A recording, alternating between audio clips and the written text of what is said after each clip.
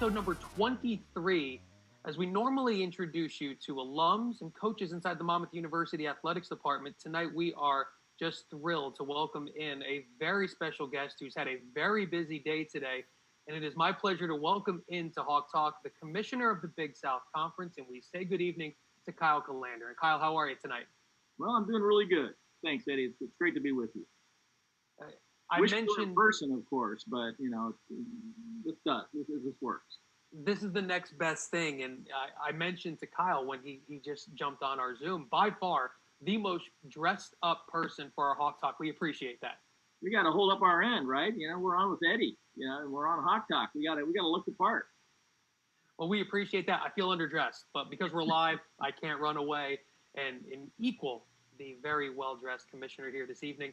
If you have a question for the commissioner of the Big South Conference, Kyle Kallander, you can submit it into our Facebook live chat, and I'll make sure to relay that question over to him. And it was a very busy day for the Big South today. It was the virtual football media day today. I was able to jump on and hear your remarks right after 9 o'clock, Commissioner. And before we start there, let's take a step back. How are you and how are your family doing during this time? Well, we're doing fine. Like everybody, I think we're a little tired of it. We're a little frustrated. I think I was in depression for a couple of weeks initially. In this business, you're out and you're seeing people and you're traveling and you're, doing everything you can. And you're also trying to solve problems. And we had problems here we just had no answers for, and because we really didn't know what the question was. So it was really challenging for a while. And obviously, when you're not playing sports and you're in the sports business, you kind of have to figure it out. So it's been really an interesting journey. We're still in the journey, still trying to figure out what comes next. We're all in this together. So hopefully we're making some good decisions and moving forward. And we do really appreciate you giving us the time here this evening to come on to Hawk Talk. It's obviously been a very busy week around the Monmouth University athletics scene, but we're so happy to speak with Kyle about the Big South, about football, and really about the growth of the league under his leadership. If you do have a question, again, for the commissioner of the Big South, please submit it into our Facebook live chat. And we now start with how your day started today. A very busy day for you, football media day, virtually done today. I was on the call this morning, and there was a ton of people on the call. It was a very active conversation. How do you think media day went? Because from my simple vantage point here in New Jersey, it seemed to have a ton of interest. Yeah, there were some silver linings, certainly. We love to have it in person. We usually have it in Charlotte. We have great turnout by the media. It's great to be able to see the student athletes, get to know them a little bit more directly. We usually have a nice social event for them, a nice luncheon. And so we really did miss that. But the silver lining was we had a lot of people that tuned in. And so certainly more that you can get online than when you're in person. So that was really beneficial. Our PR staff, Mark Simpson and his group, really worked hard to put it together. And it really came off very well. I was really pleased with what we were able to do. It was really important for us to have this media day. A lot of conferences have decided to push it off or postpone their media day opportunities, but it's too important for us. Too important for our student athletes. We really want to be able to recognize them. We had Monmouth student athletes we were recognizing, and they deserve to be recognized. They deserve those honors, those preseason honors. And so, we really wanted to be able to recognize them. We want to talk about and promote the Big South. And you know what? The table's kind of clear, right? There wasn't a whole lot of other media days going on at the same time because so many other conferences had canceled there. So we were kind of the only show in town, which was great. I think we're going to get a lot of good exposure and good recognition of our student athletes because of that. And that's something, it's been really a trend in your time as the commissioner of the Big South, is highlighting the student athletes, highlighting the coaches on a variety of platforms. So like you said, it was very important to then be able to go through with this media day. As you said, it was all over social media as well. And how important is it, let's bring it down to that level, for the student athletes, for the coaches who some will and some won't have seasons, but how important is it for them to see things like today and to have a little bit of normalcy maybe added to their routine? Well, I think it's really critical. We want them to feel a part of what we're doing. We want them to, regardless of what may happen, as we get in closer to the season, feel like, they're a part of the Big South. So it's so important these days to make sure your student athletes are feeling welcome and feeling a part of what you're doing, and having that voice and giving them those opportunities that we really wanted to incorporate them and include them in what we were doing. So to be able to do that, I think was really gratifying, and I certainly learned a lot from listening to him talk today. So there's that benefit as well. As you kind of start now, year number 25 for you, which I'm sure even when you look back and see as the commissioner of the Big South Conference, year number 24 didn't end the way that I'm sure anyone would have foreseen with the cancellation of the spring sports. Year number 25 is beginning with a most challenging way. As you kind of reflect on your career and you get ready to have this milestone in front of you, is it, I guess, fitting year number 25 at the helm of the conference will probably be the most challenging and hopefully the most rewarding? Well, I guess since it only comes around once every 25 years, that's a good thing, because I won't be around for 50, that's for sure.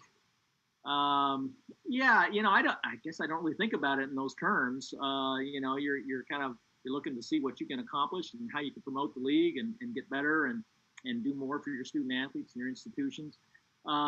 So it's someday I'm going to sit back, and kind of look back on the career and say, wow, we went from here where, we started out in the Big South with 6 institutions and no football, to where we are coming up next year in 21. We'll have 12 institutions and 9 football playing members. It's really pretty cool. So, but obviously a lot of challenges, never had anything like this to deal with, and not sure we've had a lot of challenging times. There's always issues that are out there you got to deal with.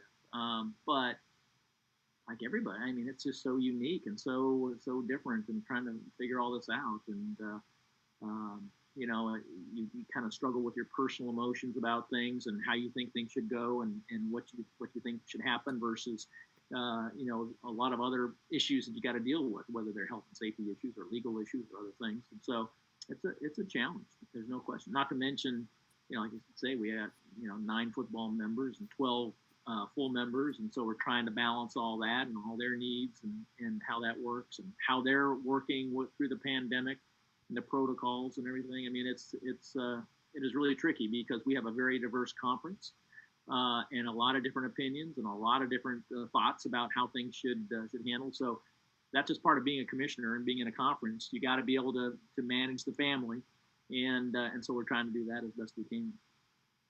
We've touched on a lot of topics here in the first 10 minutes, and that will be kind of a theme in this conversation. We're going to hit on many different things with the commissioner of the Big South, Kyle Kallander. And again, any questions, please submit them into our Facebook Live chat, as we're so grateful to be joined by the commissioner of the Big South. I guess we've got to really start with where we are now, and you've alluded to it a couple of times already.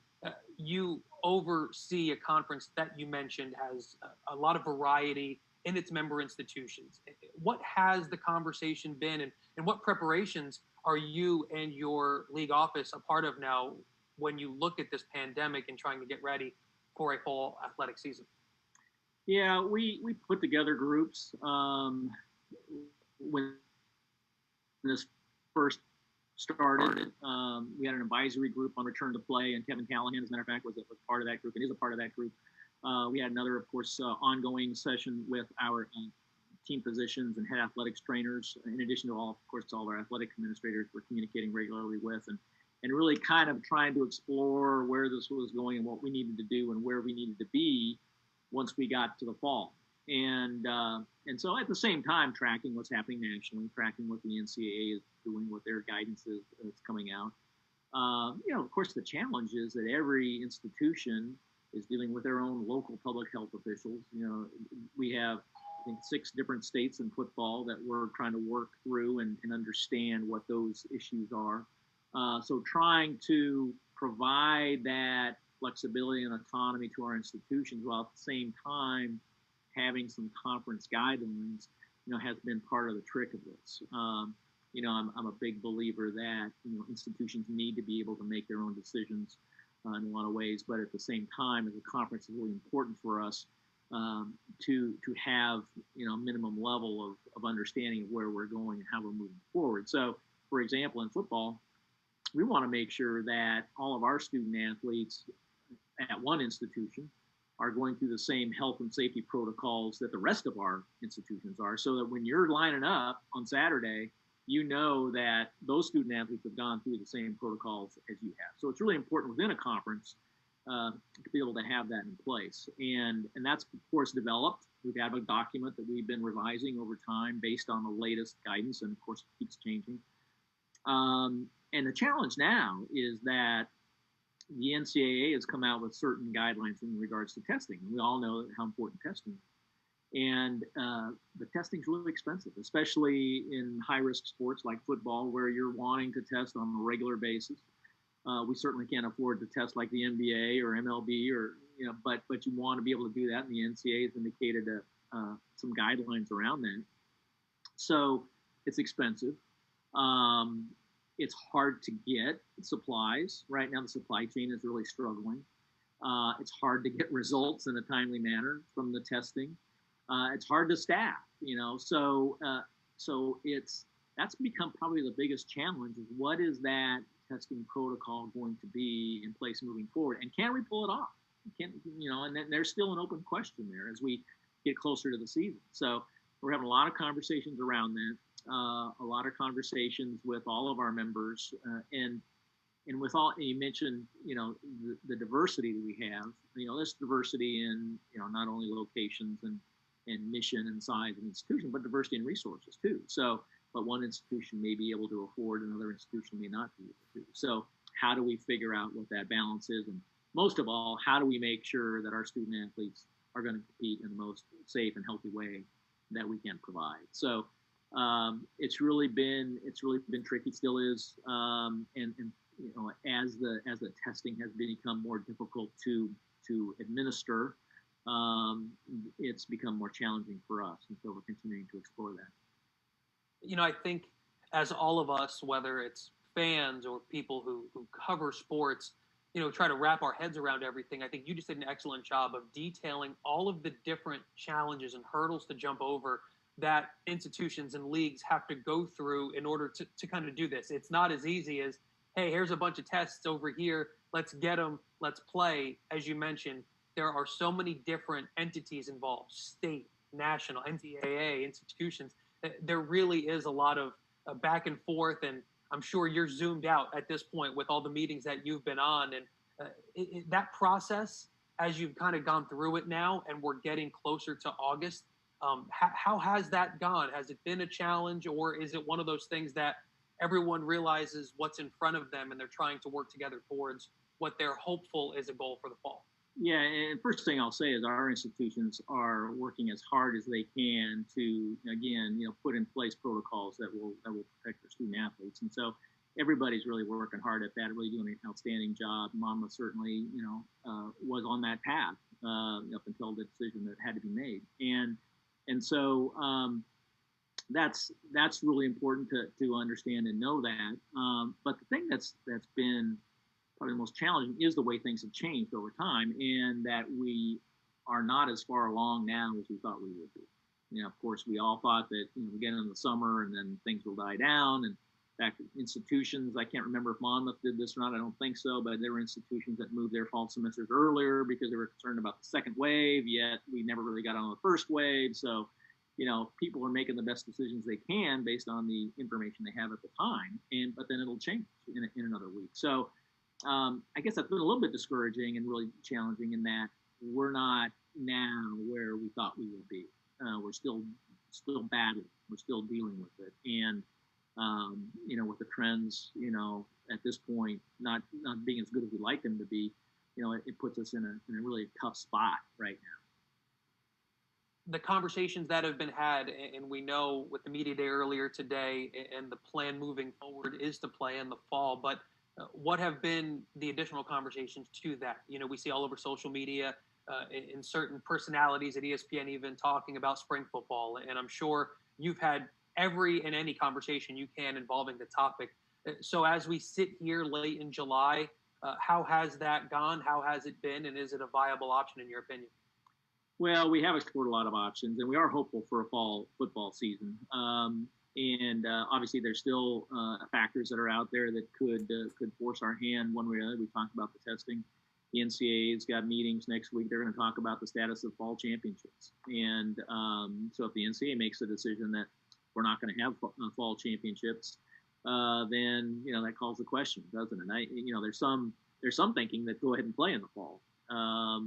But I think most people would, if there will be a spring NCAA championship, would prefer to go ahead and try to play for that. To be honest, we haven't talked a lot about spring football yet. We've always recognized that as a last resort. We didn't really want to go there until we had to start talking about it. But we have begun to have some conversations, and frankly, probably had more conversations at the national level about that with other FCS commissioners about, in fact, just even this afternoon, about what should we start thinking about in terms of what that would be, what that would look like. Can it be pulled off? There's a lot of challenges. It's not easy to just pick up the NCAA championships, and you got to remember the NCAA is not just dealing with FCS football, and they're not just dealing with Division I championships. They're dealing with 3 different divisions, and now you're going to stack those on top of what's happening in the spring. And there's more sports in the spring that the NCAA conducts championships for than even in the fall. So that's a huge undertaking to try to pick that up and move it. So if that were the case, I'm pretty certain that our people would be interested in trying to make that happen. Don't know exactly what that would look like at this point. Would it be just conference? Would there be other games? The other consideration out there right now is what happens to the guarantee games, right? When you're playing FBS. There's even some conferences I've heard talking about, well, we should play our guarantee games if they're available in the fall, but then play the rest of our schedule in the spring because they don't want to lose those revenue opportunities. I'm not exactly sure how that would work, but I suppose everything's on the table, right? So why not consider it? So we would certainly explore that if we're forced into it. I think that if the NCAA did make a decision that they wouldn't have fall championships, there wouldn't be an immediate decision on spring yet because there needs to be more study and more discussion on that. It would be a challenge, but again, I think if that was when the FCS playoffs were, I think we'd try to figure out a way to make that happen. We're speaking with Kyle Kallander from the Big South Conference here on episode number 23 of Hawk Talk, and we are going to shift gears just for this point now in the conversation. And one of the reasons we're able to talk is how aggressive the Big South has been in expansion. Monmouth joining the league a handful of years ago. Before we address the new members, I'd be remiss not to ask Monmouth coming off their first ever Big South championship last year. When you look at the conference now, just in the couple of years we've been in it, new members coming in and the league growing. But I just want to get your thoughts on Monmouth football. I have to ask you about it here on Hawk Talk. Coming off of a Big South title and really what was a magical 2019 season for Coach Callahan. Well, I'm absolutely glad you brought that up because I was going to get to it anyway. I absolutely love Monmouth, and I love Monmouth football, and I love Monmouth football being a part of the Big South. Kevin's a class act, just does such an outstanding job. Just so happy to see the success that he's had and that Monmouth football has had in the last few years. We were talking the other day about some of our favorite memories, in Big South football, and I think last year Monmouth football is one of them because, to be able to see the program come in at a lower scholarship level, and get to the point where you win the league, you win in the playoffs, you advance. It's just really cool, and so I just think an awful lot of Kevin, of everybody involved with the program. Marilyn does a great job. And love Patrick Leahy, the president there. Great leadership, I think, at Monmouth right now. So we love Monmouth being in the league, and obviously hope that will. We're sad you can't be potentially playing. Who knows what's going to happen this year? But we understand the decision. I mean, that's we're all making tough decisions right now, and we understand and respect that. But it's great to have the Hawks part of the Big South. Last year, you mentioned, and we've talked about it with Coach Callahan, who we had on as a guest prior, but last year was the most recent year. Now, 4 times the Big South has had 2 teams get in, 2 teams advance. It really was a banner year for the conference last year, and it really goes to the theme of growth and of development, not just of Monmouth football, as you mentioned, but of football in the Big South overall. Well, it was pretty good for a down year, wasn't it? Right? I mean, that was kind of supposed to be for the Big South itself, kind of a rebuilding year a little bit. So, yeah, it was really exciting to see, and be able to have multiple teams in the playoffs is really cool. Says a lot about our league. For a long time, this goes way back before Monmouth, but for a long time in the Big South, we weren't at, and so we kept struggling to get a team in the playoffs, get an at-large bid. We finally did at one point, but then we finally got to 6 members, and I think we've talked about this before, but in FCS football, you've got to get into the playoffs and you got to win in order to build any kind of respect and reputation in this world.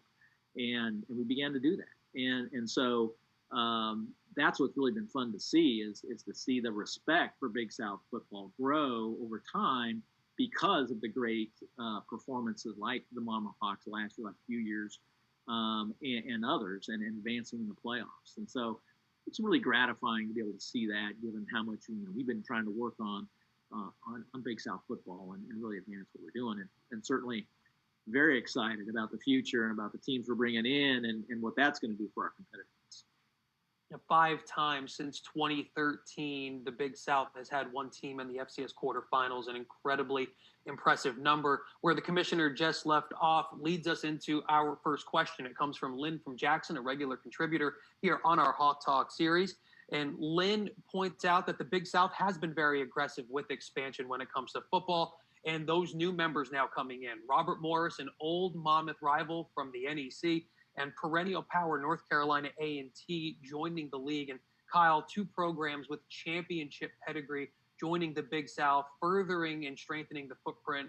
It really is kudos to you and the staff for getting 2 great FCS programs to join the league. Well, there's a lot of different ways that this happens, but I appreciate it. I certainly can't take all the credit.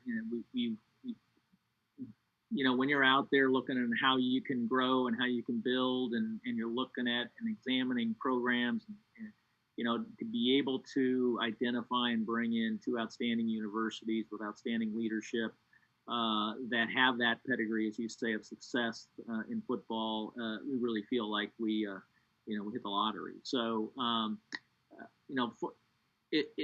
there were 2 different paths, I would say. Of course, A&T is coming in all sports in the Big South, and Robert Morris, just as a football member, to say, our football membership has a separate governance structure than the rest of our league.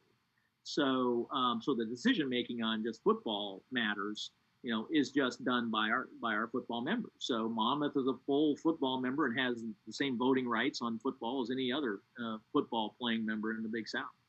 So the A&T path kind of went more toward full membership, of course, and Robert Morris was just on the football side. But in both cases, it was really important for us to explore and examine and understand those 2 institutions and the commitment to success in FCS football on the part of those 2 institutions. And in both cases, we were very pleased and proud. In fact, the more that we found out about those 2 programs, the more excited we got, because quite frankly, I didn't know a whole lot about either one before we started exploring membership opportunities with them. And just, by the time we got to the point where we were going to make a decision, there was no question it was the right thing to do, and they would really add a lot to the Big South. When you want to grow and you want to expand, you want that value added, right? You want to get better. You don't want to just tread water. You don't want to go down. You want to bring people in that are going to make you better. And I think that's what we did with those 2. I know we're excited because we get to dust off some old film of Monmouth Robert Morris rivalries from years gone back. And earlier on social media this year, there was a great memory from the early 2000s, a late Monmouth win. So I know we're excited to reignite that rivalry now as Big South football members.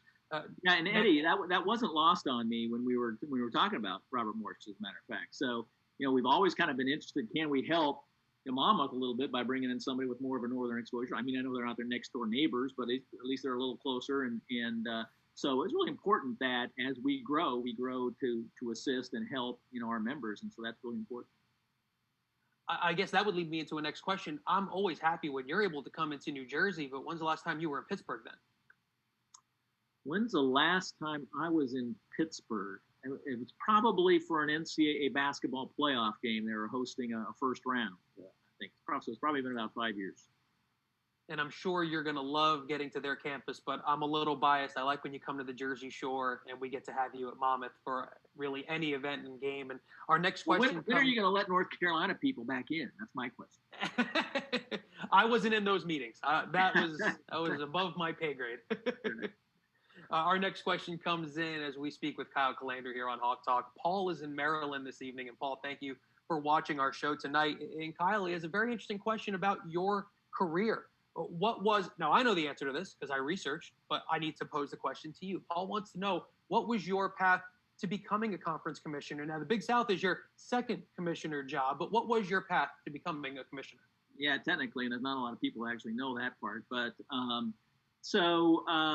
got my master's in sports administration. When I was an undergraduate, I bounced around like most people do, changing majors every year, and finally discovered this thing called sports administration, which I thought, how could you not do that? So jumped in, got my master's doing that. Well, was very fortunate that I was hired at my alma mater, the University of Washington, and worked there for their athletic director, Mike Lude, for 7 years. Doing a variety of things, trying to, pick up and learn as much as I could. Initially, of course, just a grunt, and then tried to learn as much as I could and I was at one point doing compliance and then one point doing the marketing. So, I was kind of the inside outside guy, which was a little bit unique, but again, try to make yourself as valuable as you can. And in this business, you want to have the right people going to bat for it. And that's so critical. It's almost more who you know than what you know.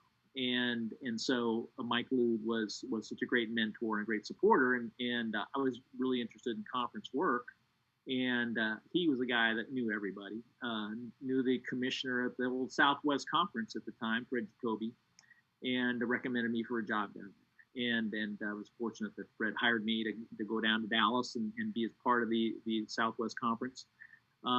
Which was a great experience. It was very interesting because I was there 4 years, which just so happened to be the last 4 years of the Southwest Conference, because after we were there for 2 years, they announced they were dissolving, with 4 schools going with the Big 8 to form the Big 12, and the other 4 kind of being scattered to the wind. So it was a little bit nerve-wracking, certainly, but I did end up being the last commissioner of the Southwest Conference, as you mentioned. I was the last one there, so they had no choice. But it was a great experience. It really set me up well for this job, and that's where I was fortunate again that this job came open right when we were closing up shop at the Southwest Conference. So came to Charlotte and became a part of the Big South, and it's been a great run. Your athletics career taking you from coast to coast, with stop in between, you mentioned. Do you still keep tabs with the Huskies? Are you still wearing the purple and the gold as often as you can? Don't wear it a lot, but I still have season tickets. So how's that? So we follow them a little, not a lot, but with the recent success that they've had under Chris Peterson, we've kind of been following a little bit closer. We did go down to the game when they were in the Peach Bowl down there playing Alabama a couple of years ago. So we keep tabs on them a little bit. But I will tell you, for your viewers, if you have ever been to Husky Stadium, you know what I'm talking about. You've got to check it out. That's an addition to your bucket list. A game on a beautiful fall Saturday in Husky Stadium in Seattle, Washington.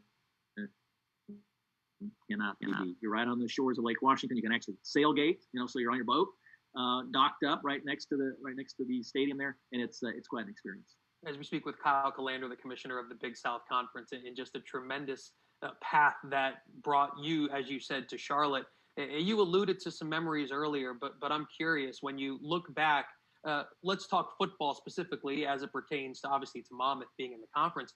What are some of your really football highlights and memories in the conference that you have grown, you and your staff, into this preeminent league now in FCS football? When you think back, what are those landmark moments that stand out to you? Well, it's some of what I was talking about in terms of the playoffs and the playoff success. It's getting to 6 members. When we started the football league, we were only 4 members. But we wanted to make sure we provided opportunities for our independent football programs and student athletes. And we finally got to 6 members. Actually, Stony Brook at that point became our 6th member.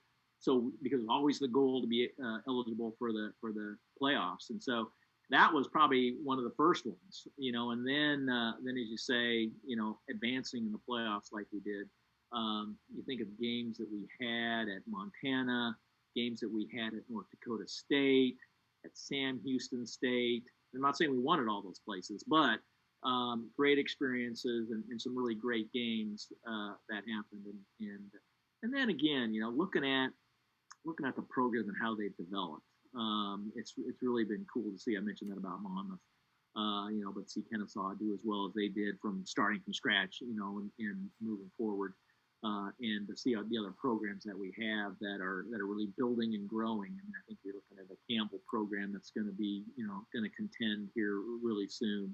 Charleston Southern, the success they've had, and then the new programs coming in. So it's just been, really fun to see the growth in the of the conference as a whole, the institutions, and the success they've had.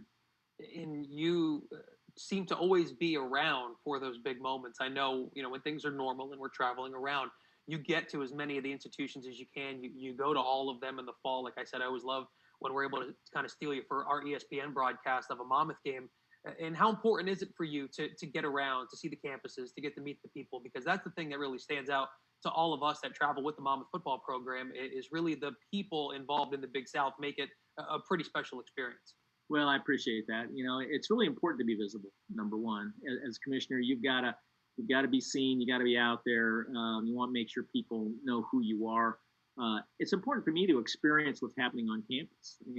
How can I know what we're dealing with, what we're talking about, if I don't really understand what's going on campus? So when I do come to a game, what I really try to do is, especially before the game, before there are any bad officials calls, is go around visit with the athletic director, visit with the president, understand what their thought process is, what's going on, how can I help, and then certainly visiting with the media and others. So it's really important because not only do I want you all to see me and know who I am with a face to a name and a name to a face, but I'm learning a lot from our institutions on what's going on in their lives, in their minds, on campus.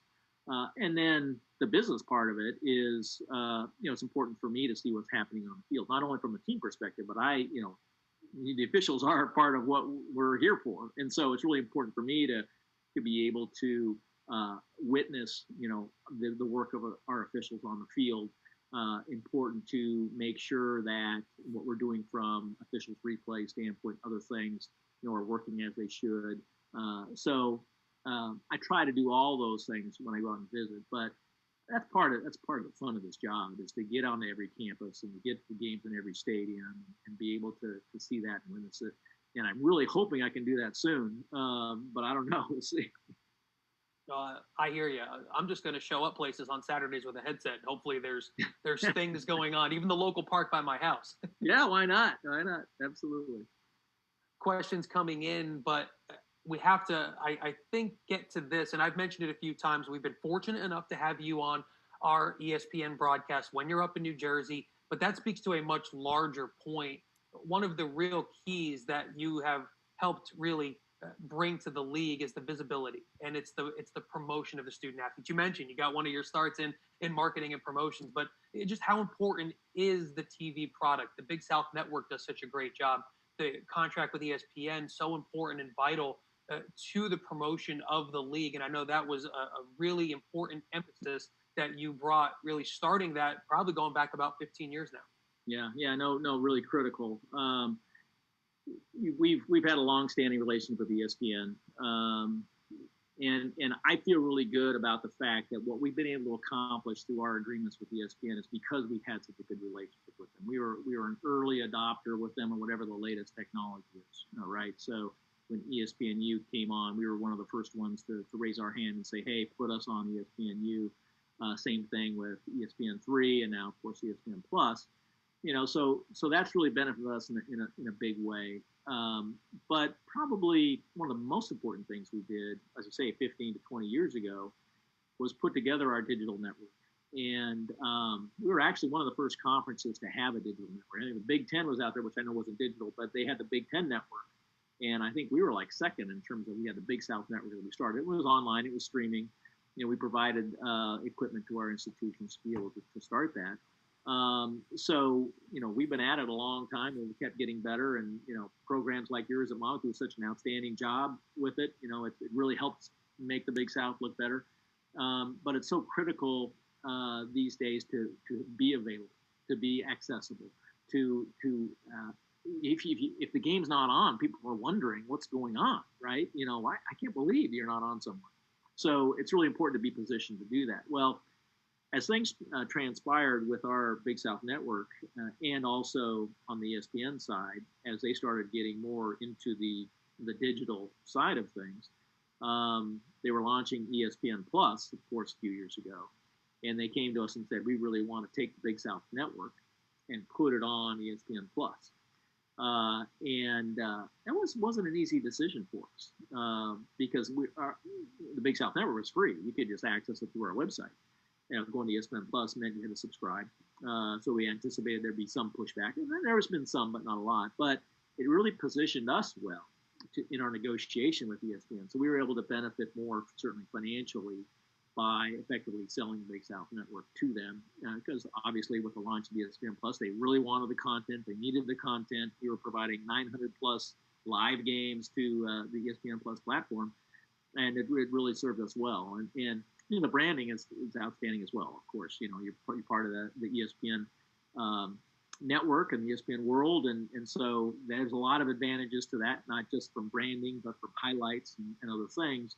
So it's really benefited us in a big way, and you can't underscore the fact enough that it helps when you're out recruiting. You're sitting in mom and dad's living room, trying to sell the Monmouth program or other Big South programs, and they'll be able to see you on a regular basis.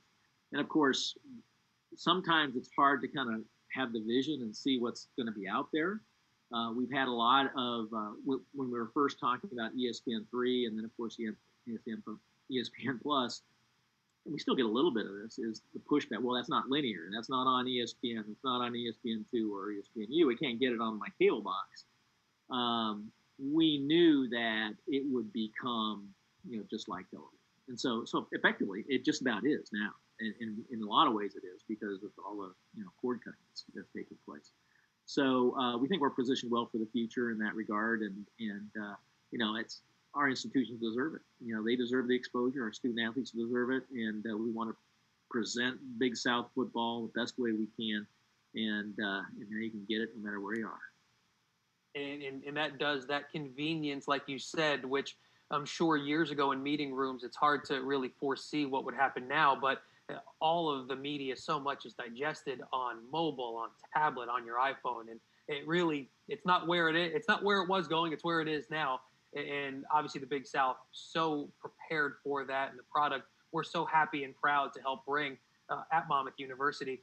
There was a question. You do an outstanding job. And I remember where I was when I first saw the Big South Conference game on my phone. I mean, it was like watershed moment for me because it's one of those Jetsons things. Think, no, you're never going to see live game on your phone. I was in the airport. I believe I was in Indianapolis, and I pulled it up, and it was like, wow, this was crazy. Well, last year, I never forget. When football and basketball season collide, my interests go all over the place, and I was sitting in an airport, and that's where I watched Monmouth's win at Campbell. Just the tremendous, and I watched. They're right here, yep. Like you said. Yep, I was there for the trophy presentation. There's a question coming in for the commissioner of the Big South Conference, Kyle Kallander, and it's a pretty good question. It comes in from actually a classmate of mine from Monmouth, Mark, checking in here this evening. Mark is a big Monmouth fan, a regular contributor all over social media. And Kyle, his question for you is, what does, and I know Robert Morris is joining eventually, they're going to be in the league, but let's talk about the first Northeast outside of Stony Brook team to be in the league in Monmouth. What does having a team in the Northeast do to the footprint of the Big South and having a little Northeast flavor in a conference dominated by teams in the South? Well, you start with a market, right? What a tremendous market to be a part of in the New York, New Jersey area. I mean, that's awesome. So we can't underscore that enough. the ability to have it as a part of your recruiting territory. I know that our southern institutions really love to come up to the Northeast because they love the exposure in this area. Great student athletes or great prospective athletes, in the area. So that really benefits as well. So those are a couple of things that immediately come to mind. I mean, having that northeastern presence, really adds a lot. And the other thing that I know our other institutions love when they come visit, they love bringing their large alumni groups with them to the game because they can tie the game in with a lot of other entertainment options in the New York area, and so people really enjoy that aspect. And it's been such a pleasure for all of us to be able to travel to those other campuses that we otherwise would never have been to as being members of the Big South and able to travel around and able to meet, as we referenced earlier, some of the great people that make this conference so special. We've been talking a lot of football on this conversation here on Hawk Talk, and deservedly so with Monmouth being a member, but there are so many successes that this league has seen in your tenure there. So we can now step out of the football mindset for just a second. And what would be kind of those non-football moments that you look back on as those true highlights and memories to you? Well, you probably look at 2007 Winthrop basketball. That was our first win in the NCAA championships, and Winthrop beat Notre Dame. So that was huge for the Big South Conference. The athletically, you can't ignore the fact that we won the College World Series with Coastal Carolina in baseball, which was a first team national championship in the Big South Conference. And so those are a few of the athletic memories. There are certainly other memories that we have, off the playing surface. We mentioned what we've been able to do in the television realm. The whole marketing side of things, where we've been able to generate revenue through a pretty creative and in-depth corporate partnership program. Is something we're pretty proud of here. And then again, I think just the general growth of the conference and what we're able to do, because there's been years, in the past where we were concerned about the stability of the Big South Conference, but we've been able to really grow in a smart way. I say now, we're built to last. We're, yes, football spread out a little bit more, but our full members are within three-state area. And, these days you're looking at curtailing your travel and curtailing your expenses and other things. It's pretty smart what we've done. And I think, we're a very stable conference right now in that regard. So we're very proud of what we've been able to accomplish.